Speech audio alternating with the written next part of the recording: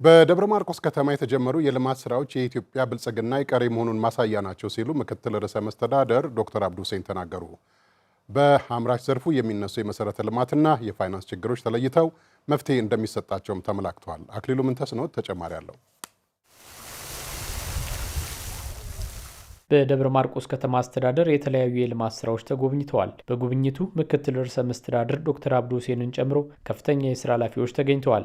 የኮሪደር ልማት፣ የገበያ ማዕከል፣ የዶሮ እርባታ፣ የጎጃም ባህል ማዕከልን ጨምሮ የተለያዩ የኢንዱስትሪ ፋብሪካዎች ምልከታ ተደርጎባቸዋል። የአማራ ክልል ምክትል ርዕሰ መስተዳድር ዶክተር አብዱ ሁሴን በደብረ ማርቆስ ከተማ የተጀመሩ ስራዎች አሻጋሪ የእድገትና የዘላቂ ልማት እቅድን የሚያሳኩ ናቸው ብለዋል። በማርቆስ ከተማ ያየናቸው የልማት ትሩፋት፣ የኮሪደር ልማት እና የማኑፋክቸሪንግ ኢንዱስትሪ እንቅስቃሴ በእርግጥም የኢትዮጵያ ብልጽግና አይቀሬ መሆኑን የኢትዮጵያ የማንሰራራት ዘመን አይቀሬ መሆኑን የሚያሳዩና በዚህ ውስጥ የአማራ ክልል ያለው አበርክቶና ድርሻ ከፍ ያለ መሆኑን የሚያረጋግጡ ተግባራት እና አፈጻጸሞች ተመልክተናል።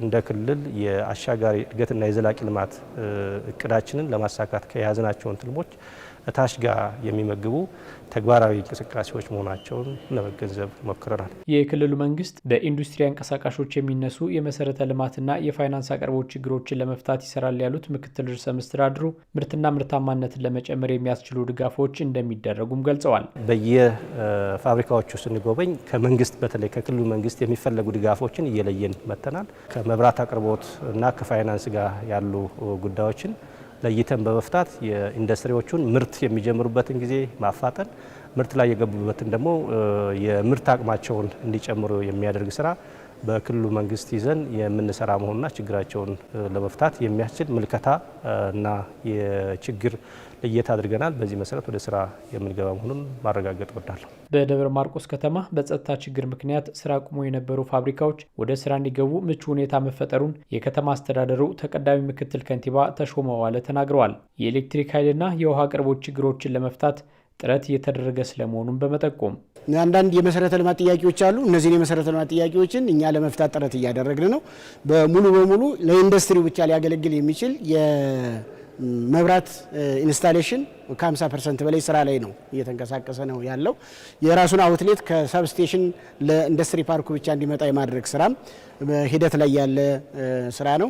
ያን የውሃ ችግር ነበር። እሱን ለመቅረፍም በዘላቂነት ለመቅረፍ ከውሃ አገልግሎት ጋር በመሆን በጂኦሎጂስት እንዲጠና አቅጣጫ ያስቀምጠናል። የጋራ እንደሆነ ለኢንዱስትሪ ፓርኮች ሊያገለግል የሚችል የውሃ አቅርቦት ለማቅረብም ስራ ላይ ነን ማለት ነው። በደብረ ማርቆስ ከተማ በኢንቨስትመንት ለመሰማራት የሚያስችሉ ምቹ ሁኔታዎች በመኖራቸው አዳዲስ አልሚዎችን ለመቀበል ዝግጁ መሆናቸውንም ነው አቶ ተሾመ የተናገሩት። አዳዲስ ባለሀብቶች ወደዚህ እንዲመጡ ለምናደርግበት ስራዎችንም እየሰራን እንገኛለን። በተለይ የውጭ ምንዛሬንም ከማስቀረት አኳያ በርካታ ስራዎች እየተሰሩ ስለሆነ በዚህ ዘርፍ ማንኛውም ኢንቨስትመንት ሊመጣ ልናግዝ የምንችልበት ቁመና ላይ ነው ያለን። ህዝቡ የሰላሙ ባለቤት ሆኖ በልማቱም ተጠቃሚ ይሆን ዘንድ የክልሉ መንግስት በልዩ ትኩረት እየሰራ ስለመሆኑም ምክትል ርዕሰ መስተዳድር ዶክተር አብዱ ሁሴን ተናግረዋል።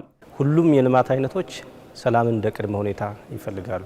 ሰሞኑን ስንንቀሳቀስ እንዳያችሁት በዋናነት ሰላሙ እንዲፈጠር አስቻይ ሁኔታ፣ ሰላሙ በህዝብ እንዲረጋገጥ አስቻይ ሁኔታ የመፍጠርና ህዝቡ የሰላሙ ባለቤት እንዲሆን መንግስት በተለያዩ ወረዳዎች የምናደርጋቸው ውይይቶች፣ ተግባባቶች ይህንን የሚያመጡ ናቸው።